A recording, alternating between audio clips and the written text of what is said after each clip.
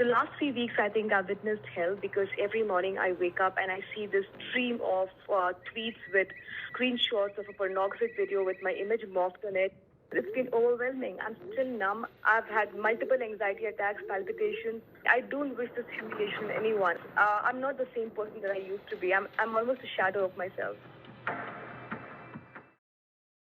Rana Ayub is a journalist in India whose work has exposed government corruption and human rights violations. And over the years, she's gotten used to vitriol and controversy around her work. But none of it could have prepared her for what she faced in April 2018. She was sitting in a cafe with a friend when she first saw it. A 2-minute, 20-second video of her engaged in a sex act. She couldn't believe her eyes. She had never made a sex video. But unfortunately, thousands upon thousands of people would believe it was her. Indian journalist Rana Ayub and I sat down and she showed me the deepfake sex video. It was a clip of her engaged in a sex act. This was in 2019. We sat down together and she showed it to me. And it was her. Of course, it wasn't her. But as she explained to me when she first saw it, it was like a punch in the gut. You know, she vomited. It was like her immediate visceral reaction.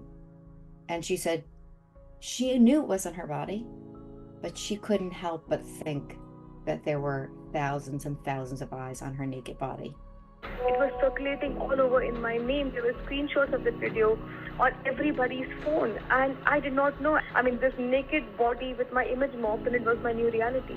After this pornographic video was released, another tweet was photoshopped and posted on Twitter, which said, "I am available with my phone number and my address." So after that, people started sending me WhatsApp messages with their naked bodies, asking me to service them. And people start sending me, asking me for my rates and soliciting them, saying, you know, you are better off as a prostitute. What are you doing as a journalist? I can take a picture of anyone, anytime. You can take a picture of a girl going to prom. I can grab it off of her social media page without her even knowing that I have taken it.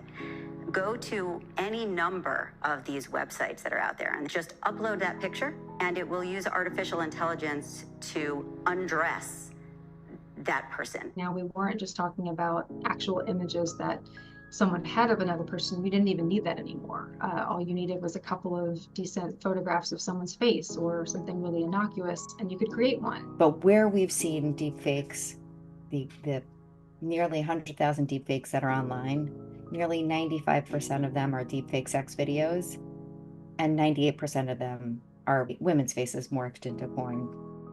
Who are these victims? The proliferation of these images have exploited a shocking number of women and girls across the globe. Collectively, these websites have been visited over 200 million times in just the first 6 months of 2024. This disturbing phenomenon has impacted everyone from Taylor Swift and Hollywood celebrities to high school and middle school students. These are everyday women, not just celebrities and public figures.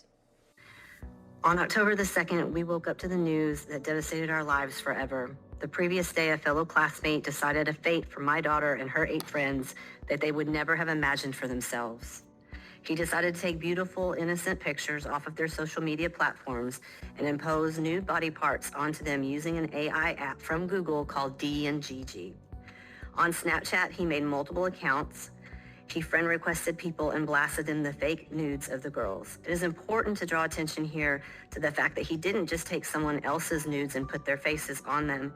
Instead, he took their actual bodies and used AI to make the images look even more real. These images are child pornography. These girls were 14 years old. Their innocence was taken that day. It is heartbreaking. It robs your sense of identity, and sexual identity in particular.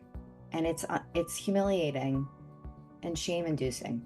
It commodifies you, objectifies you. Just because today the victims are people that you don't have sympathy for, you don't know that around the corner it might be you next.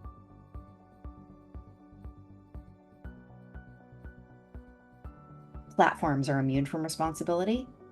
So the gatekeepers, the parties in the best position, this will sound like your tort class, like the least cost avoider, the parties in the best position to minimize harm or to prevent harm, Congress has provided them an immunity from responsibility.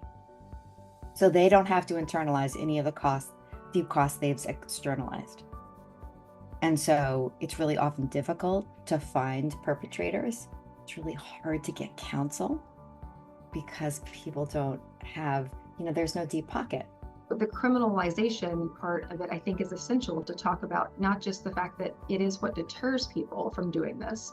And when it comes to this kind of harm that really cannot be rectified after the fact, you really do need to put the priority on deterrence. But it's also because, and I say this as someone who teaches criminal law and is deeply invested in criminal law theory, we make things crimes when we believe that they're not just about an individual who suffers, but about a kind of injury that is done to the entire society. So Lisa D'Amico was a partner at Canals for a long time, and she represented victims of intimate privacy violations. And she had 2 suits that she said changed the way she understood tort law, like going forward. And she had a suit in which she brought tort claims against a perpetrator of non-consensual intimate imagery. Now, the defendant, never showed up. It was a default judgment. But the court still wrote an order and opinion. And the order and opinion said, what has happened to this victim is the most despicable behavior he'd ever seen, the judge had ever seen. That the harm was so profound, right? That the victim, was so emotional, so devastated, so humiliated. It wrecked relationships. It made it hard for her to trust anyone. She lost her job. And the court put it in the opinion and order that the court recognized and saw her suffering, even if she probably wouldn't recover a dime, was everything. That she was seen, right, by the judicial system as having been wronged and harmed. And so we shouldn't overlook the significance of the way in which law, its expressive function, and what it says, not only to the public so they can change their behavior, like that deterrence rationale, but what it says to the litigants and especially the plaintiffs.